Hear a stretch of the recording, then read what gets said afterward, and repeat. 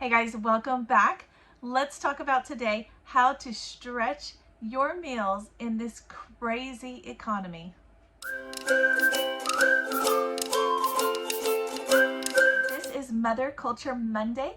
I am excited to share with you guys homemaking tips and motherhood tips, but I don't want you guys to break the bank trying to live in this economy. So if you want to join us for Mother Culture Monday, you can make your own video and you can use the tagline Mother Culture Monday and share it, and we will find it and we will like your videos as well. Join our community as we are trying to help other moms learn about motherhood and homemaking. All right, guys, welcome back. I'm Laura Wilkie with Down Home with Lemon Pie. I am a Christian homeschool mama. I have 7 kiddos. That means it is my husband and myself and then 7 little ones. So every single meal we make, we are feeding 9 people. We're a family that lives on 1 income, so we do not have a ton of money to spend for every meal. So we try to make those meals go as far as possible. And I want to share with you guys some of our tips and see if that helps you guys as well. Okay, my first tip is something that I started doing years ago when we first transitioned from a 2-income household to a single income household. There is another video that I will link below that I made years ago. I probably should remake it because I'm sure I could have some great updates to it. But it talks about that transition and ways that we were able to save money when we were transitioning from 2 incomes to 1. If you are also in that position, that will be very helpful for you. So it is linked below. But one of the very first things I started doing in our home was making a chicken. I would boil an entire chicken. Like, I would buy the whole chicken. It's really not that expensive. I think that I can usually find it between maybe $7 and $10 for a whole chicken. Okay, so you take a chicken and you can make that last for almost a whole week. You may think we're crazy, but you totally can. We've done it. So what you're going to do is you're going to boil that chicken, take out the insides, of course, first, put it in a pot of water and boil that chicken for a little while, maybe 2 hours. Add in some seasonings, a broth. You're going to be making a broth. That's your goal right now. And you're going to boil that chicken, and then you're going to take a strainer, put it on top of another pot so that you can save that broth, and you're going to dump it in so that you can get the chicken separated from the liquid. It's a little tricky to do it if you don't do it this way. If you just try to pull it out of the pot, it kind of falls apart and you get bones and everything, and that's fine too. You still have to strain it, but it's a little faster and easier this way. So I pour it out, and then I take that whole broth and I set that aside while I let the chicken cool, and I can debone the chicken and throw the small bones I throw out, but the bigger ones, like the ones for the legs and things, you can actually save those to use later to make bone broth again. So you may want to hold on to those and you can freeze them. But then I take all the chicken. So when you have all the chicken is taken off of the bones, you can take that and make that into multiple meals. So you can take some of that and, like, the little pieces that are small, they call it the dark meat, or the little bits and pieces here and there, you're going to throw those back into your broth, and that's going to be turned into soup. You can turn that into tons of good soup. So chicken and rice, chicken dumplings, chicken noodle soup, chicken tortilla soup. There's just a ton of options there. So you can, that's a whole meal. Then you're going to take the rest of your chicken. You should have 2 breasts that are relatively good shaped. You can slice those into little chunks, and you can throw those into something else, like a casserole. I hate that word, casserole, but into something like that where it's a bunch of ingredients mixed together and baked.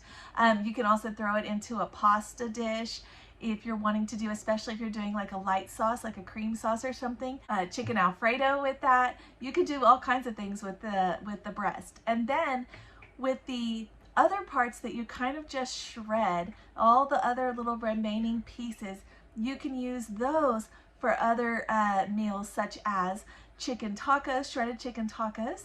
You can throw them into casseroles. There's just an infinite number of possibilities when you start working with chicken. And way back when, we only had 2 little ones and my husband and myself that we were feeding, and I could make that whole chicken last a whole week. So of course we probably had a leftover day in there as well.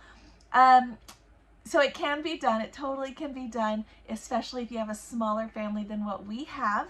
Another one of my great tips is for you to try new recipes. Try to start cooking things more from scratch. So using the real ingredients, using the flour, the sugar, the butter, the milk, those ingredients instead of the box of potatoes, not the box of tuna helper, the box of hamburger helper. Don't use those, because those are going to cost you a lot more money for a lot less food. So one thing that we started doing was I would look up recipes that were similar to things that we liked that might be like those, and then I would learn to make them using the natural ingredients, the flour, milk, sugar, butter, those kinds of things. And you can make actually so many more things than you probably realize so easily, and it's just as easy as the box stuff, and it's much healthier for you. So if you can do that, they will go a lot farther. A bag of flour is not a lot of money. A bag of sugar, not a lot of money. So you can make those meals stretch a lot farther if you are able to do them that way. Another thing that we often do is I will save all those little bits and pieces of scraps. Like when we have a vegetable that not everybody wanted to eat all of it, for example, if we had corn or carrots or green beans or something like that, and we have a little bit left over, but it's not really enough to save, I will throw those sometimes into a big freezer bag. And when the freezer bag is full, I've got veggies for a soup. And when you mix them all together in a soup, they all taste the same anyway, so it doesn't matter. So we will do that often as well, as a way to stretch those veggies and make them go just a little further than we would have before. Okay, when I was little, we didn't have a whole lot of money. We just had one income, and we would eat pasta all the time. So I want to encourage you guys that pasta is a great way to stretch those meals and make them go a lot farther. And I want to add to that you can also do the same thing with rice. You can do the same thing with beans, dry beans, not canned beans. If you start with dry, you can totally make them taste just like the canned versions that you love so much.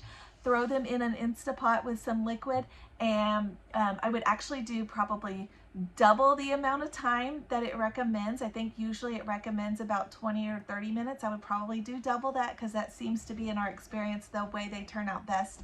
And you do the rice, you do the beans, you can turn it into bean soup, or you can just have the beans prepared for another meal as a side. Or if you did black beans, or if you did refried beans, you could have those for bean burritos, and that makes it go a lot farther, because a bag of dry beans is a lot cheaper than buying the cans. Okay, this one is probably just an obvious one. Everybody does this, you're doing this already, but shop the sales. Sometimes though, it's hard to shop the sales because you have a store that you just love and you want to go to just that store, or your time commitments maybe make it harder to go to multiple stores. I am going to encourage you right now in this economy to go to multiple stores, because you will see that there are some stores that have better sales on some things and other stores that have better sales on other things. And if you start shopping in that way, just making it a point to do it that way, you will actually save a ton of money. Where we live, we have stores. We find a lot of good deals with Walmart and with a store called Grocery Outlet, but you can even find other stores.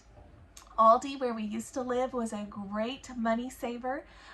You can also go to just some of the name brand stores like Albertsons, Kroger, Super One Foods, just all of these name brands, Tom Thumb, all of those.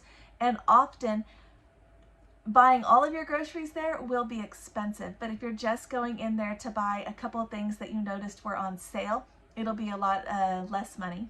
Okay, I know everybody loves the big box stores. Costco, Sam's Club, they love them. Large families, I've heard, love them. Small families, I've heard, love them. I don't know, everybody loves them. I do not love them. I don't hate them, but I don't see them as a big money saver.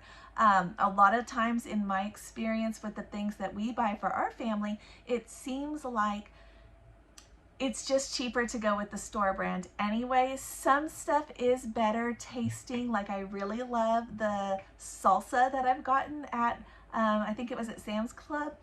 and the fresh salsa, and sometimes the fruits and vegetables, sometimes, but it really depends. And a lot of times it feels like you're just getting more, but when you start calculating it, it seems like it's still the same price. You're just getting more at a time, so you're spending a little more for them, but it's still the same, or it's the same amounts, it just in a larger version. But when you break it down, especially if you could find it on sale somewhere else, it seems like it wasn't that great a deal. So I don't love the big box stores. I don't hate them. I'm not discrediting them, but I do not think they're the best money saver, which is what they often promote.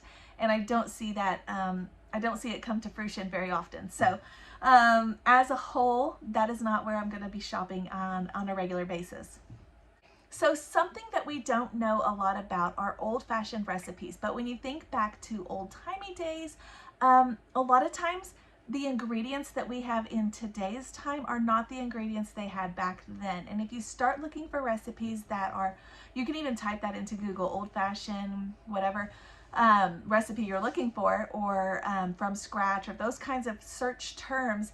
Even if you get an old-timey cookbook, the Fannie Farmer cookbook, there's different old-timey ones, the Betty Crocker one, the original one, the red cover. If you use some of those older books, you will see that a lot of the meals that they ate that we make so complicated today can actually be made very simply. And if you use good seasonings and good spices to flavor your food, you can make almost anything taste delicious. So that is often a problem, is that it just doesn't taste good. Well, maybe you needed more seasonings or different seasonings, and that is something that you may want to experiment with. Okay, so something I do not do is I meal plan in reverse. I do not go online and start looking up recipes for meals. I don't do that. I don't make my list first of the meals I want to plan and then go to the store and buy those, because that will have me spending more money. I shop in reverse, and I go to the store and I see what's on sale, and then I buy those things and I bring them home and see what meals I can make with what I bought. So I do that in reverse. A lot of people do it the other way. However, if I plan out all these meals and then I go to the store, I may have picked all the most expensive cuts of meat, or what have you, and it may just be a huge amount of money. So I actually don't do that. Also, if I find a recipe and it calls for an ingredient that is uncommon, maybe something that I'm not going to use very often or I don't see very often in recipes, I will nix it all together. I will just skip that ingredient. If it's something that they use a lot of in that recipe, I might look online and see if I can find a replacement for it. But I'm not going to buy an expensive ingredient for one meal that we're going to have once a month or something like that. I usually will just nix that ingredient altogether, and more often than not, you can't even tell. You can't even tell in the recipe. When you eat it, you can't even tell. It all tastes the same, and you don't even miss it. So yes, it might have been fantastic with that added ingredient. However, if it's going to cost me a lot more money and I'm not going to use it that much, I'm not going to add it. Okay, so when you are cooking, we will take meat and I will slice it very small, or I will shred it. The smaller you cut your meat, the further it will go, okay? And so I will cut it very small, like shredding it, or into small little pieces and chunks. I will throw it into soups, as tacos, casseroles, all those kinds of things. That will make it go a lot further. If I took chicken breast and I just cooked 2 chicken breasts as they were, nice and fat, I could feed maybe 2 of us in my home. I sliced them this way and made them fairly thin, and got them pretty small, and then was able to use them in multiple ways after that. So you can actually make the chicken go further, or meat or steak or whatever, if you cut it smaller. And so that is what I'm going to recommend. And I'm also going to recommend that you add more sides. Growing up, we kind of just, on a normal day, we had good meals, and we usually had 2 sides that went with that. With a bigger family, with a tight economy, we are often having 3 or 4 sides to make the meat portion go a little further. So instead of maybe having green beans and corn as the sides, I might throw in green beans and corn and some rice and some biscuits and some other side. You can pick something, maybe some sliced apples or something, and that way we have a little bit more so that to fill our tummies besides just the meat portion. Okay, my next tip is if you start searching for things like casseroles. I think the word casserole is just the most disgusting word. It makes me want to throw up when I say it, and but I don't know why. But if you start looking up bake, then maybe you could call it that. But there's lots of good meals and recipes that are like a taco bake or an Italian bake or different ones, and chicken and broccoli bake, and they are so good and they go so much further than what it would be just to do all of those ingredients separate on your plate.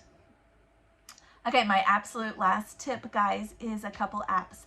There are 2 apps in particular, but I'm sure there are more that you can use, and you can put in the ingredients that are already in your fridge or your pantry, and then it will tell you what recipes you can make with what you already have or what you need to add. Maybe you just need to add 1 or 2 ingredients at the stores that won't cost a lot of money. And those 2 apps are Supercook and Cook List. If you've not used those may be a good help for you because you can actually use more of what you have. I feel like that is often the problem. We will buy things and then we don't know what to do with them when we get home, or we forget why we bought them to begin with. And this will give you a way to kind of clear out your pantry and make sure that you're making all of your purchases go as far as possible. Guys, thanks for watching. I will see you guys next time.